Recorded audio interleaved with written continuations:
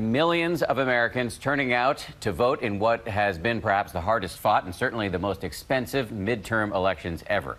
Let's get right to the big headline, the results in the battle for control of Congress. Democrats taking the House of Representatives, surpassing the 23 seats needed to seize control and flip the majority. In the Senate, however, a very different story. The Republicans holding on to power, even picking up seats. President Trump claiming victory via tweet, of course, quote, "Tremendous success tonight. Thank you to all." However, exit poll numbers from today show a majority of voters disapprove of his job performance.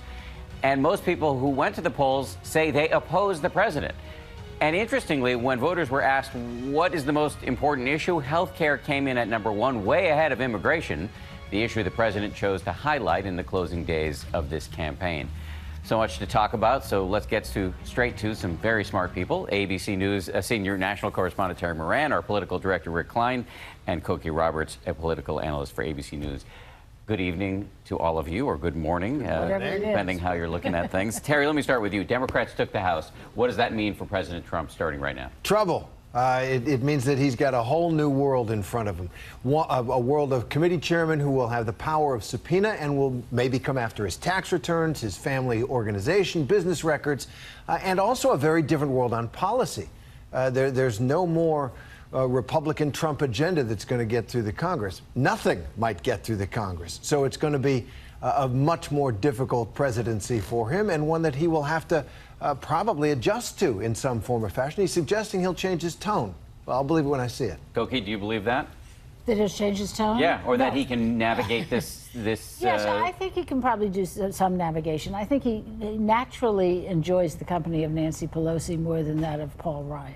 You know, a Boy Scout from Wisconsin versus a seasoned pal originally from Baltimore and San Francisco. Just for the uninitiated, Paul Ryan, the current Speaker of the House, right. Nancy Pelosi, the once and perhaps future Speaker of the House. So, and I think there are things like infrastructure that the president talked about in the campaign, the Democrats have been dying to do. Used to be always a bipartisan bill. It hasn't been in recent times, but it might be again. There might be some things that can happen.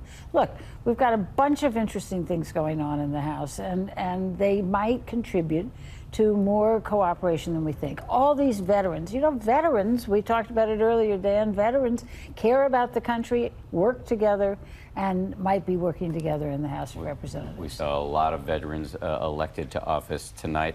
Rick, let me ask you, if this was a referendum on the president, what were the results of that referendum? Yes and no. It was a little bit of everything. You could look at this election almost any way you want to slice it and find plenty to love about what just happened in the electorate and plenty to hate. It's sort of a perfect encapsulation of our politics and maybe all of the contradictions of President Trump. That you could have one country on one night vote in such entirely different directions to ratify the Trump agenda, essentially, in these red states and in a number of states that were key to his voting coalition just 2 years ago, and to reject it in other states and in suburban centers. You can go outside of Washington or New York or Chicago or Dallas or Houston or Oklahoma City or Kansas City or Los Angeles, and you find these little red spots that are now turning toward the blue. And President Trump was very much repudiated in those places. So it is this contradiction, I think, that's going to define this election. Cheered and chastened. Cheered and chastened, depending on where you sit, or actually everybody is cheered and chastened. And look at the governor's races, very important. We just decided at ABC News that Wisconsin has gone Democratic, Michigan has gone Democratic, Illinois has gone Democratic, Nevada has gone Democratic. These are some of the states that handed Donald J. Trump the presidency. Exactly.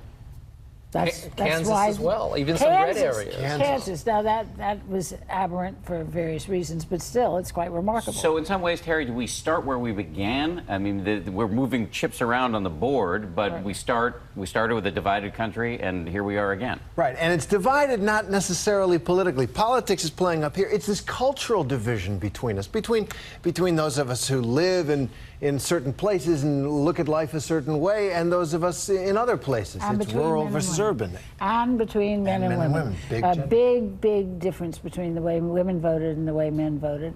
And we now have all these women in Congress. When my mother was elected in a special election in 1973 to Congress, she became the 16th woman in Congress. She joined 15 other women in Congress. Now we will have more than 100.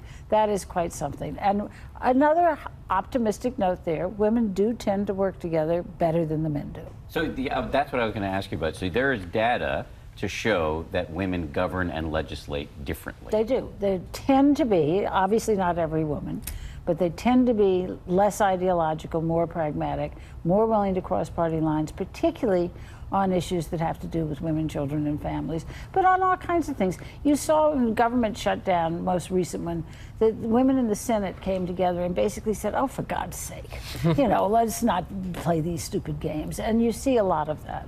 Rick, we know the issues that brought people out today: healthcare, immigration, gun control, the economy. How are these issues going to be dealt with, or will these issues be dealt with in any way going forward? Well, start with immigration, because there's a chance of a showdown even before the Democrats take over. You could have a government shutdown if the president pushes his case for his border wall, and we know he's fired up on this because he's talking about the caravan. Those troops are still at the border to greet the migrant caravan. I think health care, though, is something, it was the dominant theme of advertising. It was the thing that candidates were asked about more than anything else. And the parties are not just opposed. The president is trying to pursue a lawsuit that would get Obamacare thrown out entirely. So the patch that they'd have to put together for pre-existing conditions, that might be one of those areas where, as Koki mentions, they're going to have to work together. But referenda in the states extended Medicaid. That's right. And so you have, the voters speaking as well. That's right. Koki, Rick, Terry, thank you all. Really appreciate it. Good to be with you. Appreciate it. Tonight was a night of many firsts. For a look at some people who made history in these elections, here's my Nightline co-anchor, Byron Pitts.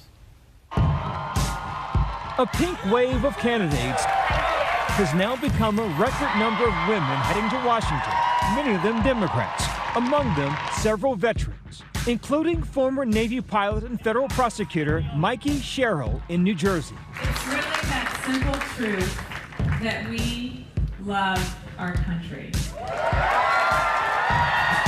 Women also racking up a score of other firsts along the way.